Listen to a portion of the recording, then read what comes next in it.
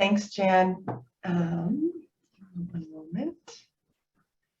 Okay, yes, I am here to introduce the fisheries topic. And as Jan mentioned, the NANOOS fisheries community is large. It includes things like rockfish and groundfish and salmon and shellfish and Dungeness crab and salmon and tuna. And so it's and that's not all of them, right? This category is meant to be inclusive and for you to see yourself in it as you can. And our use case today, what I'm going to do is give you a little bit of history, just as an example, on our Tuna Fishers app. But again, it's just one example. So, and this was great also for me to learn as a new NANOOS employee. So back in 2008, there was a tuna fisher out of Oregon in Coos Bay who had been kind of independently exploring the Oregon State University's ROM's sea surface temperature model output. And one day couldn't access it. And so he reached out to the scientist that was in charge of it, Alex Kurapov. And Alex then connected with NANOOS and said, you know, this tuna fisher has been using this information from my model. Maybe we should kind of go forth and make something more useful with this. And so NANOOS worked with the fisher. And the biggest feedback was that, you know, it'd be great to be able to see the sea surface temperature data along with currents. And the temperature really, we don't need all the temperatures. We find that tuna typically are between 58 and 62 degrees Fahrenheit water. That's their sweet spot. And let's hone in on that. And like you see on the figure here, let's color it with something that's more intuitive to us and kind of highlighting the places where we think tuna might show up. So we changed from a rainbow to a red, white, blue. And then in 2009, there was another fisher who reached out and said, you know, very seldom have we ever caught tuna at chlorophyll content greater than 1, right? Normally we're seeing, you know, in the temperature of water that they like, we're normally seeing them between 0.4 and 0.6 in chlorophyll. And so we added to the development of this Tuna Fishers app a layer from a MODIS satellite, a color product that gives you kind of a chlorophyll stand-in. And again, tuned the range of what you could see to the range that was applicable for tuna. And in 2013, in March 2013, we officially launched the Tuna Fishers app after a lot of user testing. And in 2021, this past year, the Tuna Fishers app reported over 41,000 individual page views. It is our most used app, and there's always a surge during the fishing season. But it's been a really successful app. And I think that this highlights the importance of engagement with you all, and that you should feel free at any time to reach out to us and let us know what's working or what's not, or what you wish we had, because this is an example of kind of an organic formulation of a tool that has turned out to be really useful to the larger community. So I think it just is a great example of the flavor of what we're trying to do today as well. Now, to give you a better understanding of how maybe all of NVS, some of the different apps and the Tuna Fishers app is used in supporting fishing, I'm going to turn the floor over to Oregon fisher Mark McCulloch. Thank you so much for being with us today, Mark. Take it away. Welcome, Roxanne. Thank you for the introduction. Good morning, everyone. So early on, you mentioned that this started as a Tuna Fishers app, but it ends up being useful for a lot more than just tuna. So I wanted to throw that in there. Go ahead and go to the next slide, please. So the pieces that I'm going to summarize here are the base maps, what starting maps we use, what charts, surface temperature, chlorophyll, which you've mentioned both of those, but also surface currents, and then the model that does future predictions of both current and temperatures, and then the routing function. And just as an example of some of the other fisheries, this has helped me personally on the picture there with me with some Canary rockfish, which I'll touch on that in a minute. Next slide. So for the base maps, on the left side of the screen when you log in, you'll see all the different layers that are available.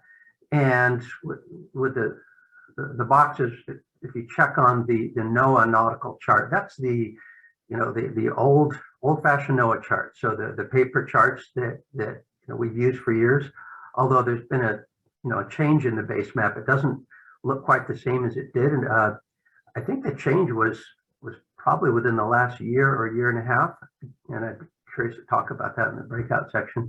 But it has a zoom function. So right now that view doesn't actually show depth contours, but if you zoom in, it shows depth contours. So again, that's the basic NOAA map and NOAA chart. And you'll notice at the top, it shows the latitude and longitude of wherever your cursor is. And there's also a settings tab that we use to change from degree decimal to the format that you see, which is the more common format. Now, if we were to change the base map, so next slide, please. You'll notice on the left side, I've also checked bathymetry contours. So it starts to look a little bit busy, but now you have these bathymetry map contours overlaid on top of the NOAA chart.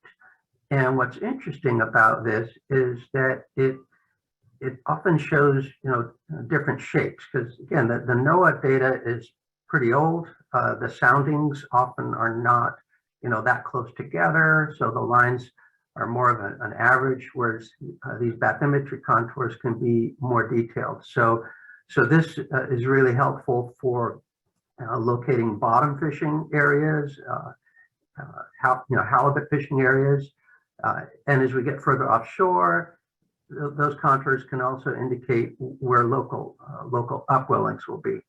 And as we always say in science, watch your units, because the bathymetry contours are in fathoms, but the NOAA nautical charts are now in meters. So in a little inset there, there's some detail on top of Stonewall Bank, and it kind of shows an example where the soundings are actually in different values. So something to pay attention to.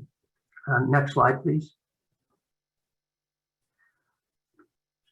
On your cover sheet, you actually, I stole that image of the temperature view in the red, because the current view, the image on the right side of the screen where it's mostly purple, you can see on the scale below, this time of year the water's a lot colder. So on the menu on the left sidebar, there are actually different temperature data fields, and so this one looks different than the one on the cover sheet.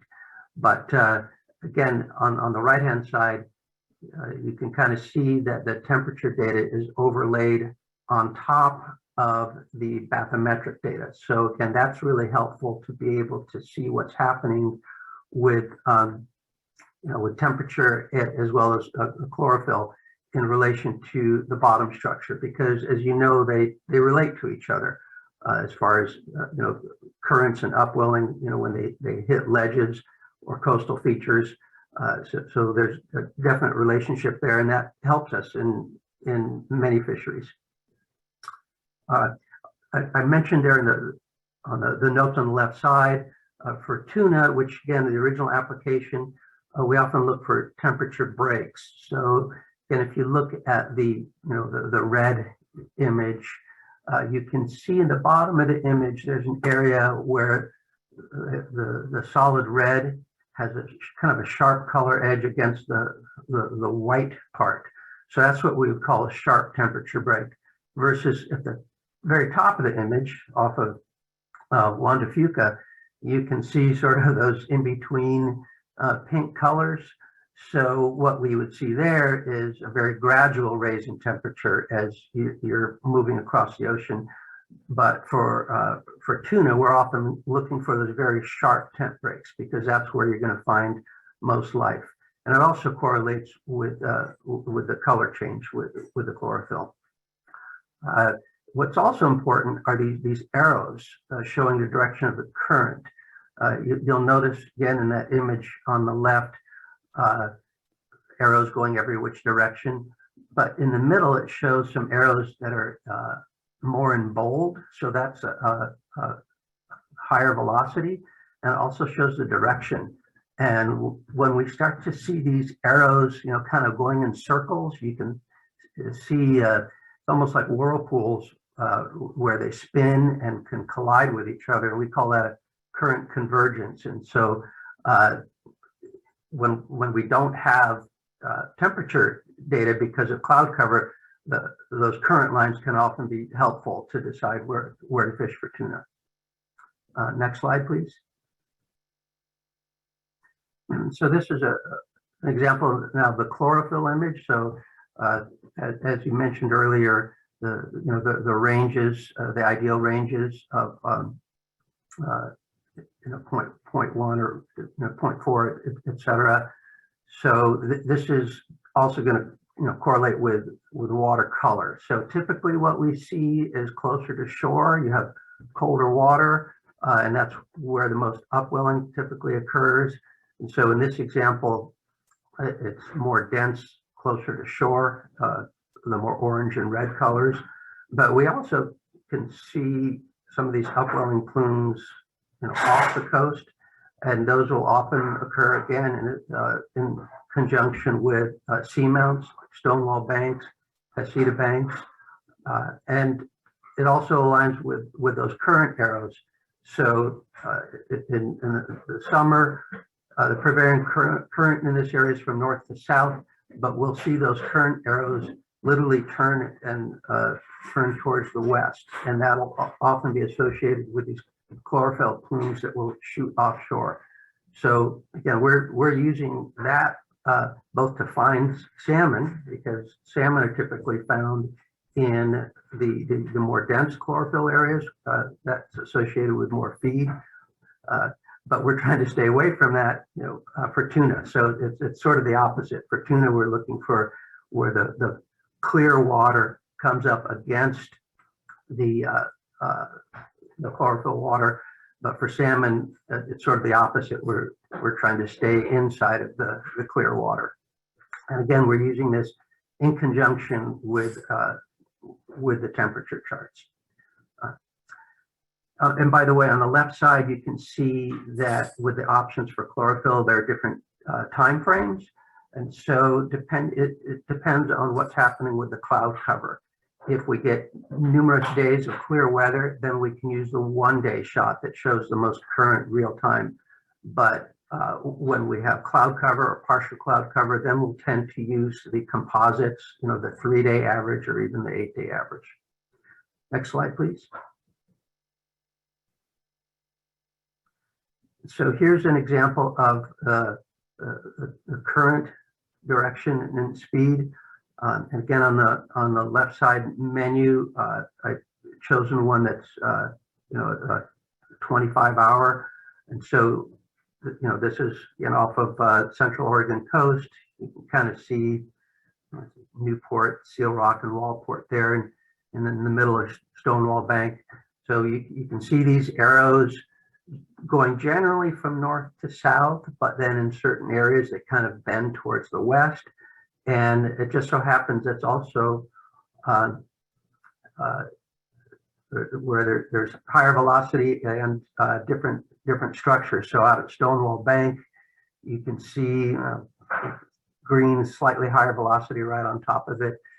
So it's just like a river when you have boulders or features that cause the water to move different directions. We kind of see the same thing going both down the coast and offshore on these seamounts. It's actually my understanding that the commercial crab fishers use this data to decide which way to lay their gear, if they haven't been out for some number of days. So there's lots of different applications of this current data. And again, I mentioned when there's cloud cover, and you all could speak to this better than I can, but the technology used for current does not rely on clear skies. And so if we haven't had good satellite image for days and days, we can use this to kind of predict where the dirty water might be or might not be. Or if we knew that it was at one point north and south, we can make some assumptions about where it may have moved to. So this current data is very valuable. Next slide, please.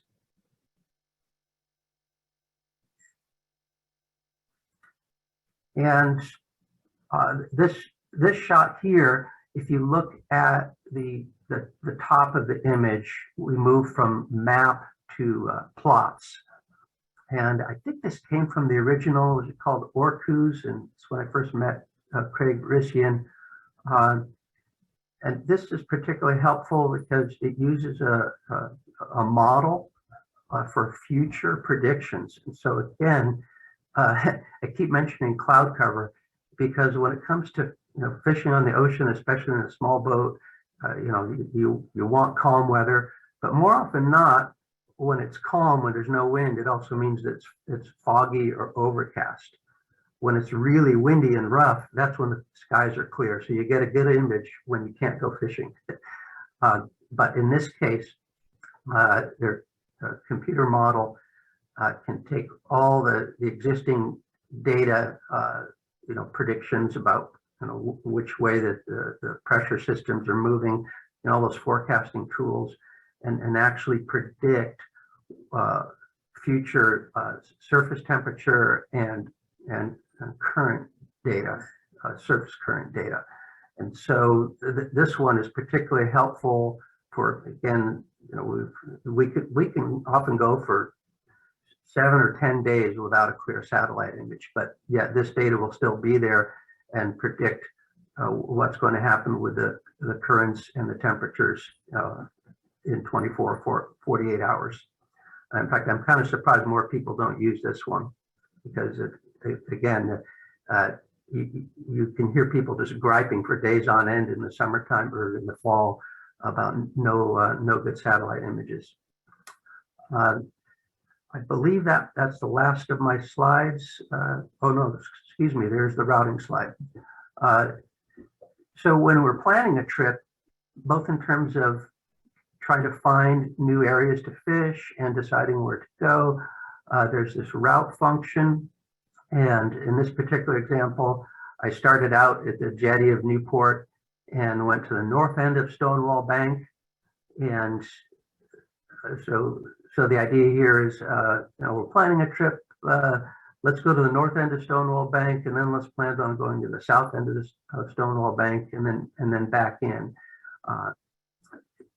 You can't see it on the larger image to the right because when you hover your cursor over the line, and you can kind of see it on the left side, there's a little pop-up that will tell you the distance. So I know it's kind of blurry, but that little white square on the left side image will tell you the distance of that leg of the route, and it will tell you the course. So this will allow us to, again, add up the distances of our planned trip, which is important for fuel considerations. Fuel management is really important, especially with tuna fishing when you're going 30 or 40 or 50 miles offshore. So when we're looking at things like that temperature data, and we find a temperature break we're interested in, then we can map out how far it is to that temperature break and decide if it's worth it to go that far. Now, I think that is the last slide. I'll take any questions, and that's my email address if anybody would like to send me a note. Thank you.